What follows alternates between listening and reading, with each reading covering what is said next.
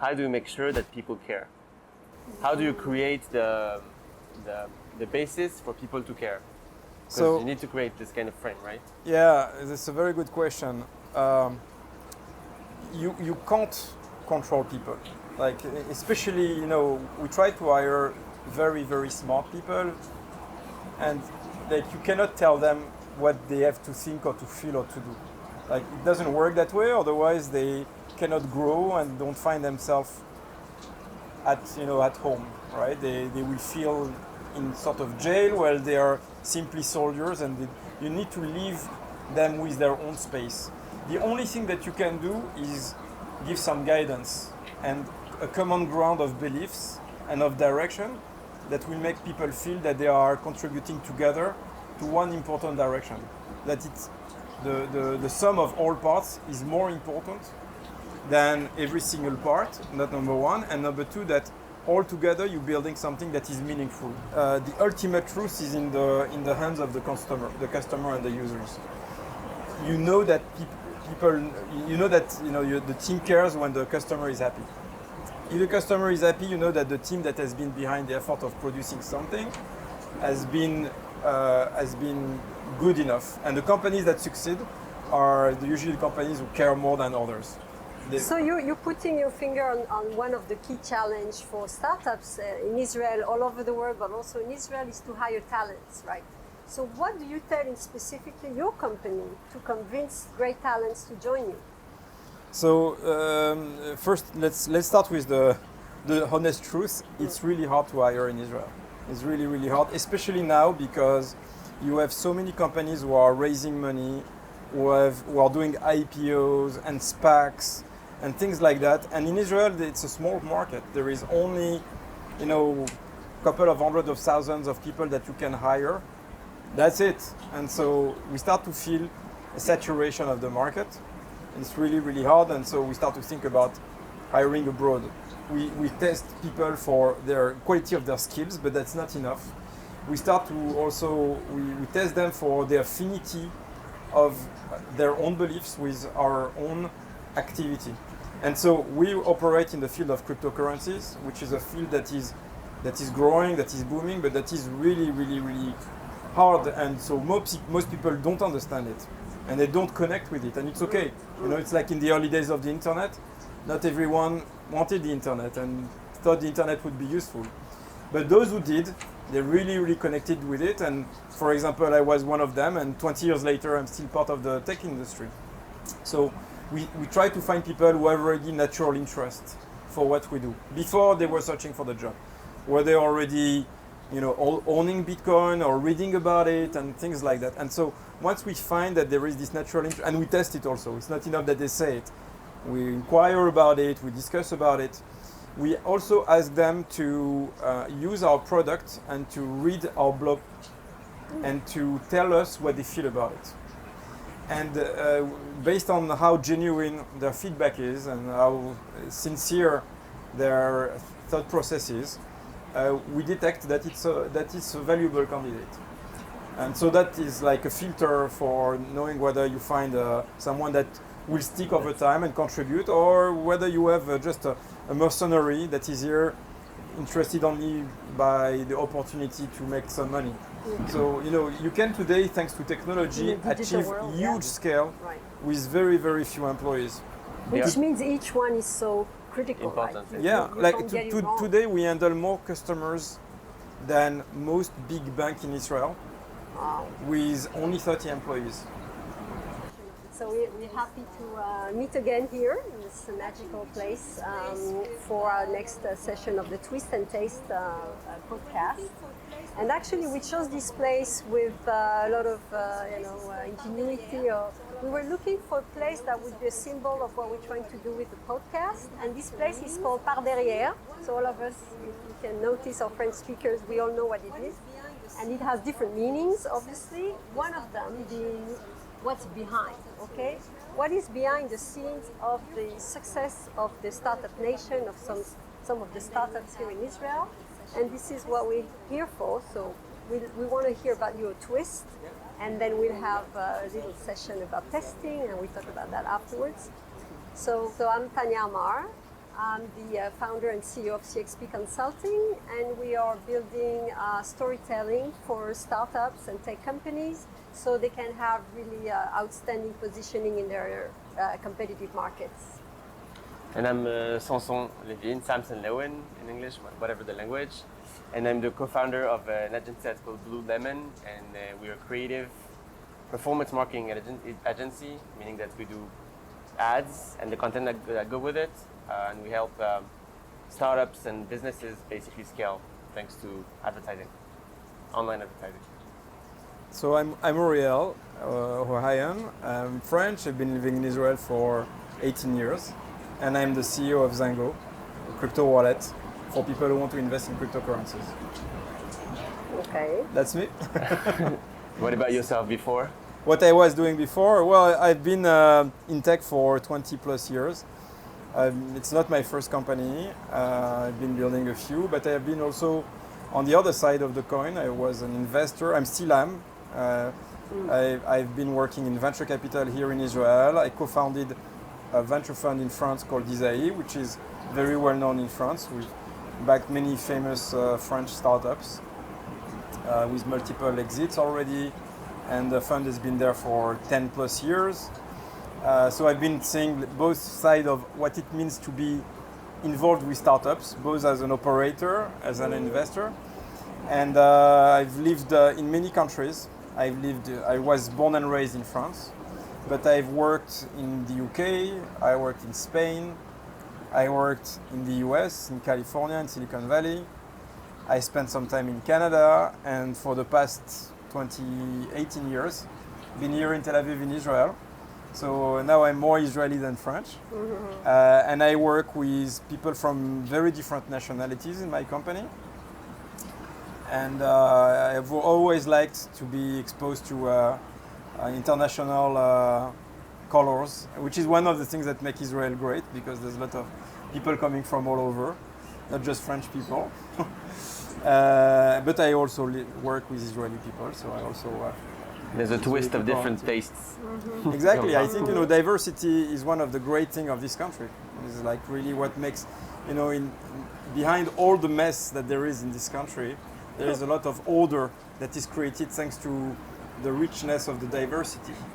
And so you need to, if you can serve that diversity, it's great. I think the output is awesome. That's why there is so many great companies here in Israel. I think one of the critical factors that makes Israeli startup great is that there are so much diversity and people coming from all over the world and very different backgrounds, and that work in such a density and small territory produce great outcomes.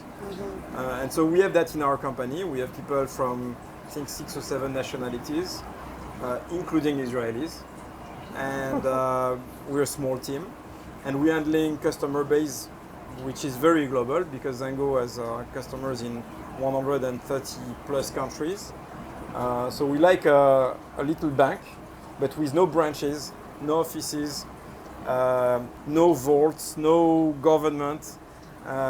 Everything is on the blockchain, and anyone can create its own crypto bank account in 19 seconds from his phone and start to move money in and out very, very simply. But still, this is interesting because there are other solutions, right? And you raised a significant fund recently. Maybe you can talk about that. What convinced the investor to go with you?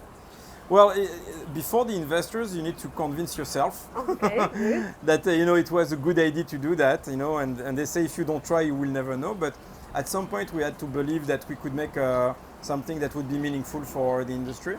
And when we started, about 3 years ago to have the idea. It was, I was started to get really passionate about this industry, and I was trying all the products that were supposed to be the best, and I could not imagine that this would be the future.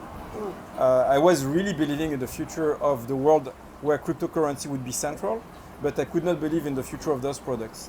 For me, it was like a complete anomaly that it was like that. It was as if believing... In what sense? The user experience was absolutely disastrous. It was complicated. The messaging was like robots speaking to robots. Technical, yeah. Technical. it was unusable, it was in many cases very unsafe, it was going to cause people to make mistakes, including mistakes that they themselves would create for themselves. And so I could not imagine that this would be the future. It was like, people trying to figure out how to connect a computer to the internet 30 years ago was complicated. Once we found a way to do that in a way that was really, really radically different and relevant and original and usable, then we thought we had a chance to make a product that would be really good. And so that's when we decided to create the company. And so first you have to convince yourself that you have a chance to make a product that you yourself will like and others will like too. Number two, we had to verify that with the market. We had to launch it. And so at first, we had to talk to the people that we knew, and everyone immediately gave us the feedback that it was really superior to what they were using in terms of usability. And then we had to find ways to find the feedback loop from more than the people that we know. And I remember the first 2-3 months, like all the users of the system were people or friends. Like at some point, I didn't say, okay, that's great, but oh, we have a new user that joined, and I was looking at their email and say, oh, I know him. And at some point I said, okay, when we reach the phase where the majority of the users that join are not people that I know we've moved to a cap. And then they started, and we started to get real feedback. And so in the past 18 months, we have a really phenomenal growth, like really, really strong growth. And that has us achieved like way bigger user base, revenues, volumes of transaction. And the consequence of that is that investors started to notice. And then some of them approached us, and this is how we raised the round. The round is only, an investment round is only the consequence of you doing an okay job at a certain phase, right? It doesn't mean the company is amazing. It doesn't mean that you have succeeded and that you're going to exit or that you're going to be a number one player in the market. It means that for the phase you're in, you've done an okay job, okay? An okay job enough to sell the story that the next phase might be okay. So we found an investor that liked what we've done, that believed in the next phase of the story that now we're working on, which is very ambitious. Some of the difficult decisions you had to make until now, was there a point where you had the huge dilemma, you weren't sure, you were like at this crossroad? All the time. That's a CEO and a founder always have to deal with dilemmas all the time, and it's a never-ending sequence of dilemmas that you have to solve as a CEO, with the particularity that none of the answers are good answers. There is never a perfect answer. Excellent. And you have to deal with constant uncertainty and balance of risks. So the job of a CEO is to make sure that you always take the least worst decisions at a given moment, given a certain context.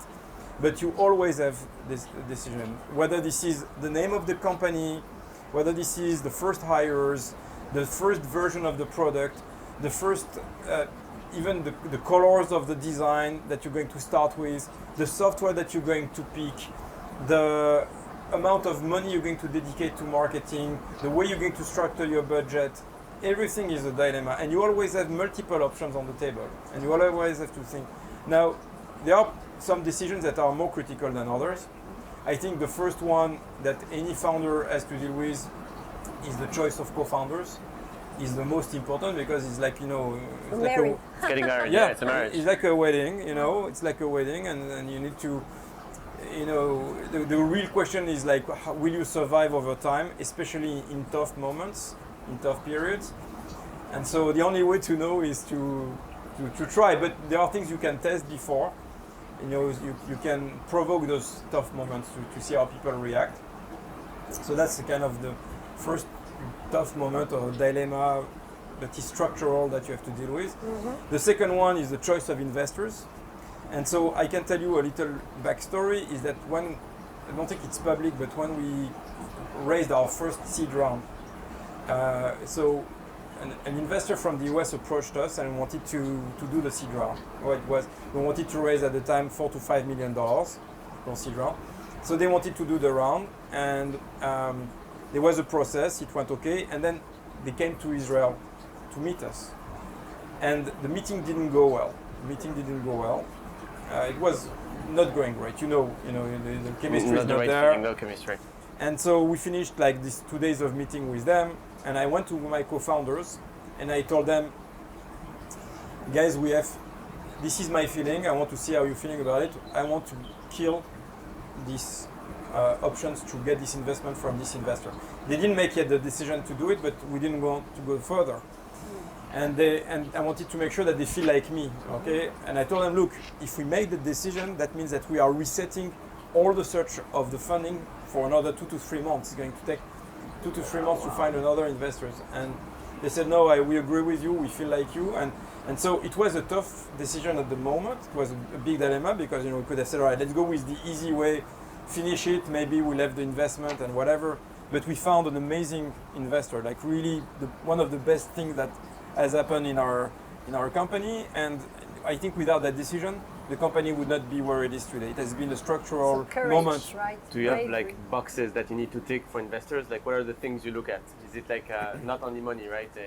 Experience, background, involvement. Or Yeah. like what are the things you consider? It's like a co-founder, or it's also a wedding.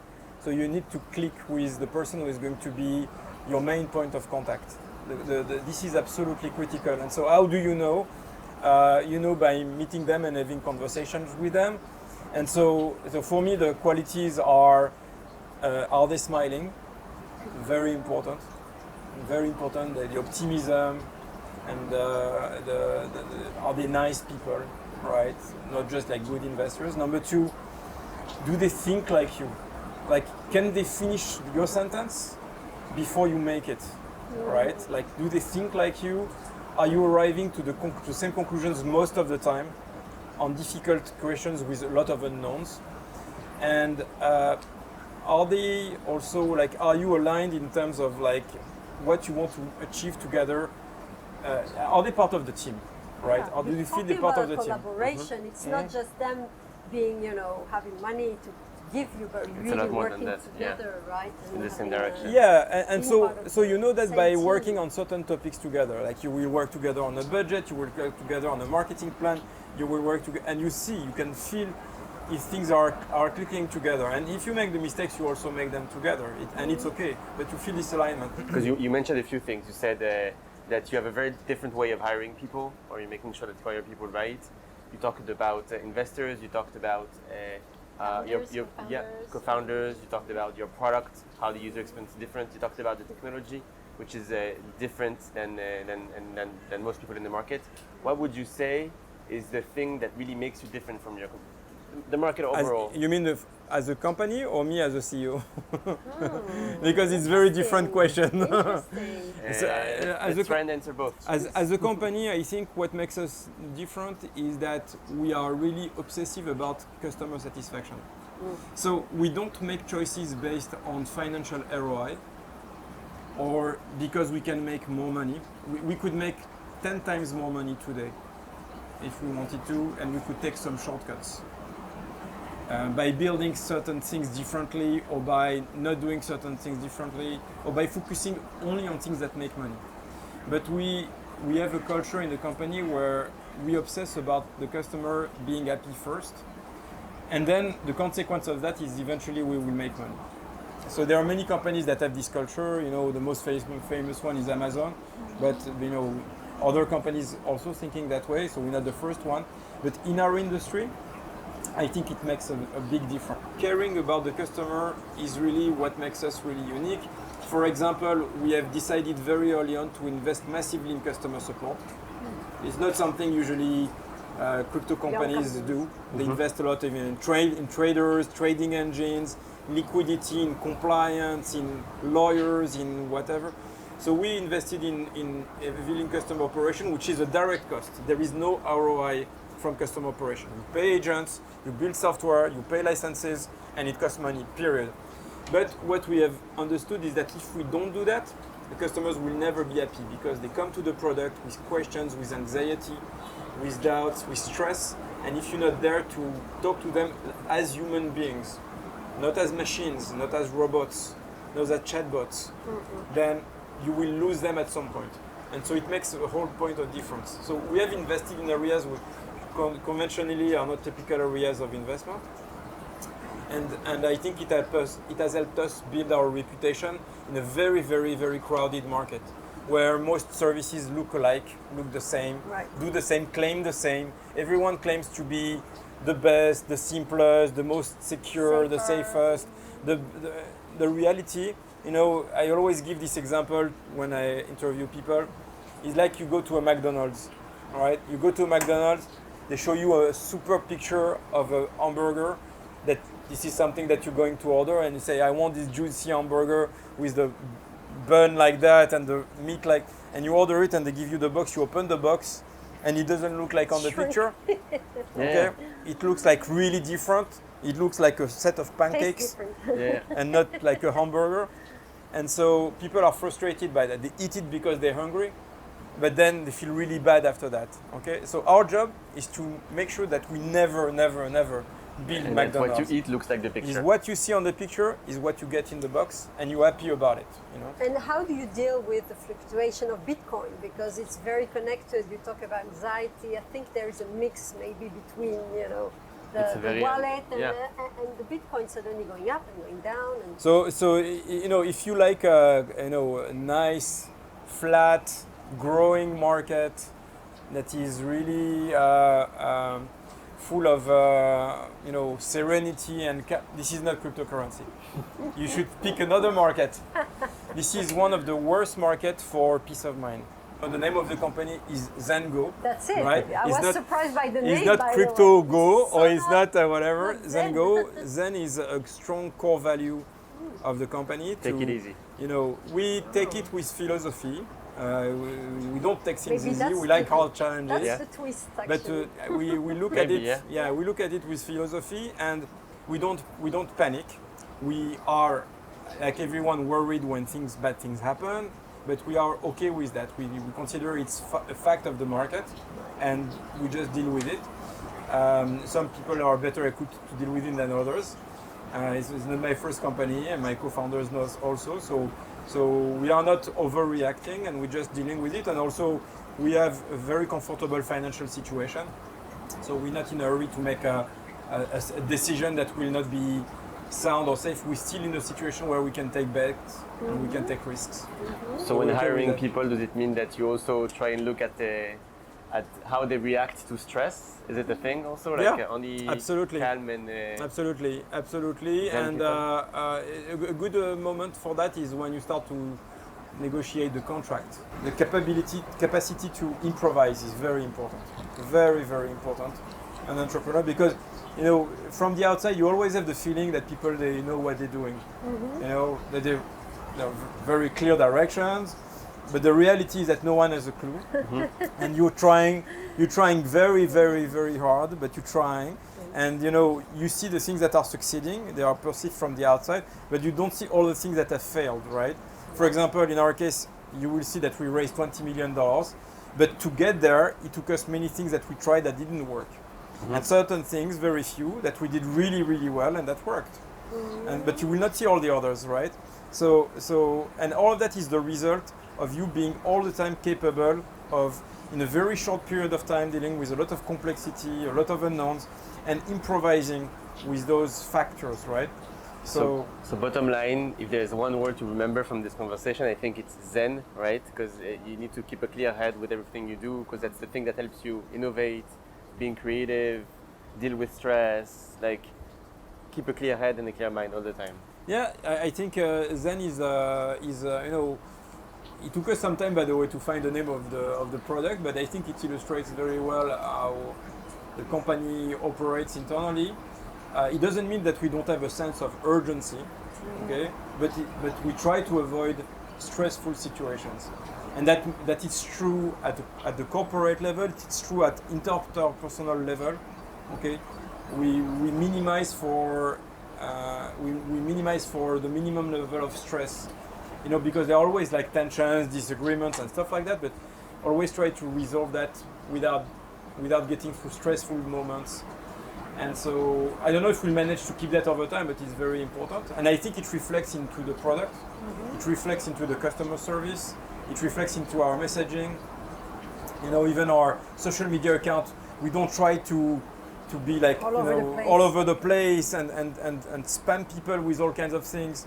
We have a very kind of low profile social media activity, maybe too low profile. Maybe we're going to change that a little bit, but we try to avoid the extremes. Okay, and so avoiding extreme is important, but still while maintaining sense of urgency, because you still need to produce good results, to deliver a great product, to have traction with your users. You need to have revenues, and need to have like more users, more engagement. So this happens only if there is a common shared sense of urgency between the entire team and communicated with the investors.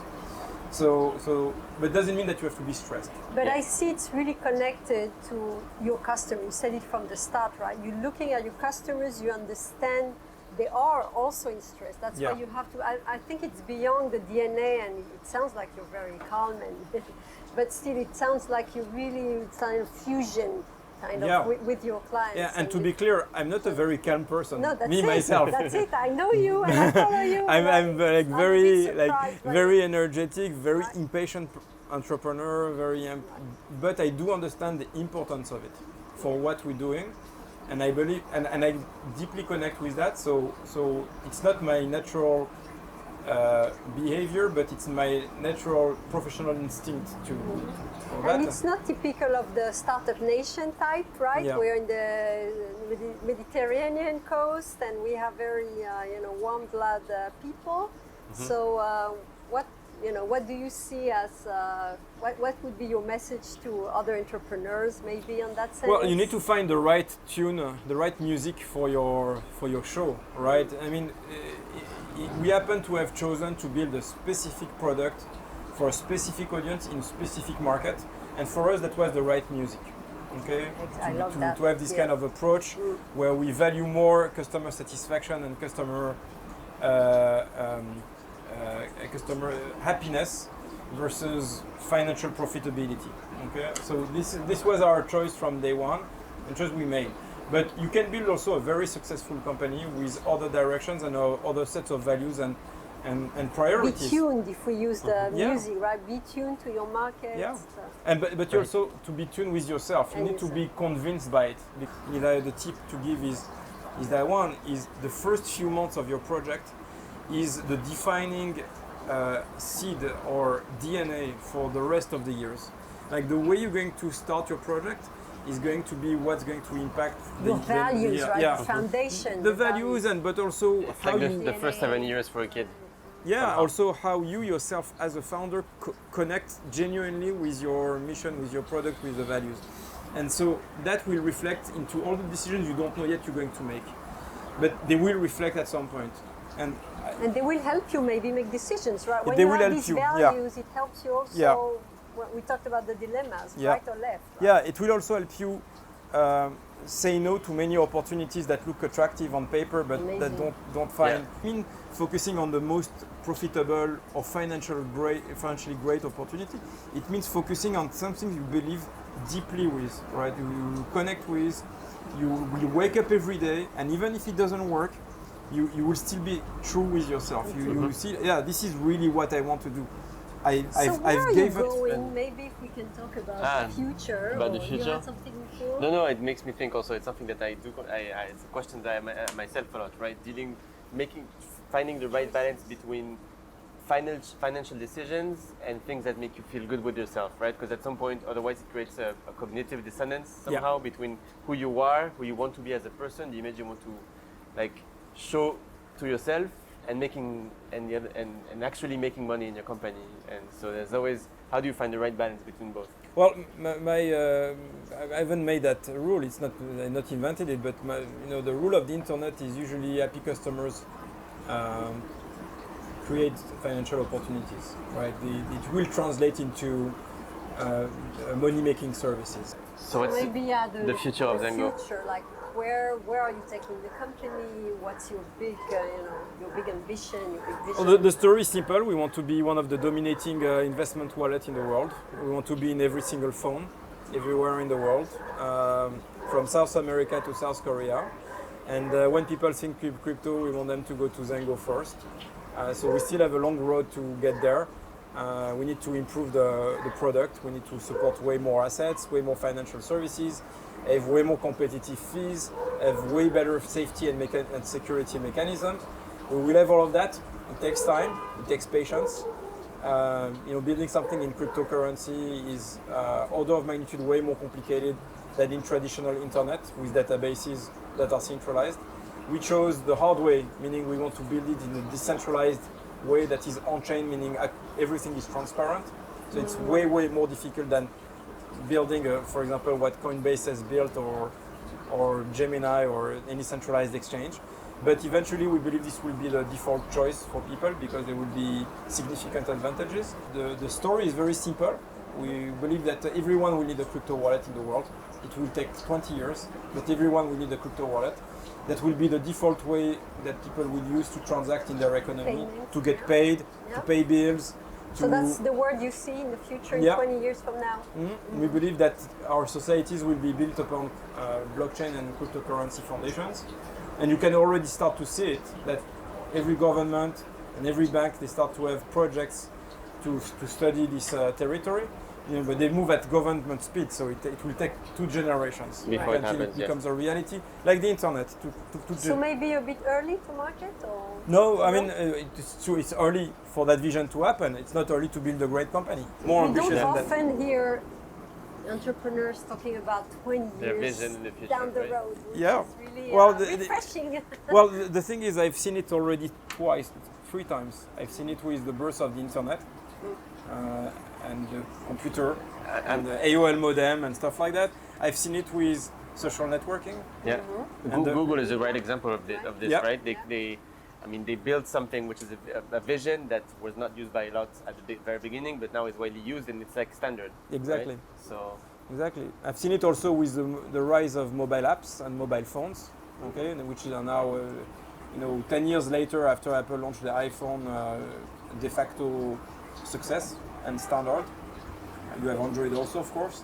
And so we believe it will be the same with crypto. More importantly, give access to financial wealth to billions of people, because today the banking system is reserved to only a fraction of the population, including in the US, including in Israel. So I think there's a massive opportunity of revolutionizing the way people have access to wealth, and not just to way people pay one another. Wow. 2 last questions then, which is not in the context of what we said. What would be your definition of innovation? I mean, we mentioned it a little bit before, but we didn't record, so if we can do it again. And if you had anyone to recommend that could speak afterwards. But before that, what would you be, or how would you define innovation? And so innovation is a change that is relevant. Okay, so something that has a change that has a chance to have a meaning to enough people. There were lots of new phones that came, right? But the only phone that really lasted was the iPhone, right? It's now iPhone 12 or 13, very soon 13. It's been 12 years that we have iPhones and it speaks to people. They created the standard of new smartphones. Because of the customer experience. Yeah. That's how I called my company, right. actually, Yeah. CXP, from this. Yeah. From Steve Jobs saying it all starts with the customer experience and go back to the technology. Yeah. I mean, that's what you've been saying for the past almost hour now. Yeah, it was the first phone that created a delightful experience on the mobile phone. Innovation is a Lewin minimum product that is relevant. Wow. Nice. Thank you. Yeah. Whoa. Nice definition. We're going to call De La Rousse. Next one. Next one. And second question is, who should you invite? Yep. The number one name that comes to mind to me is you should invite, I hope he agrees. Sorry if I mention your name and you cannot be available, because I know he travels also. Yaron Samid is the founder of Tech Aviv. Yeah. He's a great guy. He's one of the best experts of the Israeli scene, of the innovation scene here in Israel. He's Entrepreneur wonderful, himself. entrepreneur himself. Now he's an investor. He's a very good one. He's very respected and a really nice person to speak with too. Nice. Thank you so much. My pleasure. About the taste, yeah. So we did bring something that's called limonana, which is basically a nice play on words, limon and nana. Nana in Arabic means mint. So it's basically putting mint and lemon juice. I believe it's typically Israeli. I mean, I haven't seen it anywhere else. Yeah, I'm sure our neighbors will say it's typically from their yeah. side. It's typically from around here. So yeah, it's something that we wanted to taste together and then just have. It looks like a very zen drink. Yeah, exactly. Very zen drink. It does. Green Exactly, and the fresh. green and the fresh. So we say l'chaim here in L'chaim. Israel. L'chaim, l'chaim. L'chaim, toda, and thanks for our Thank you so invitation. much. Pleasure.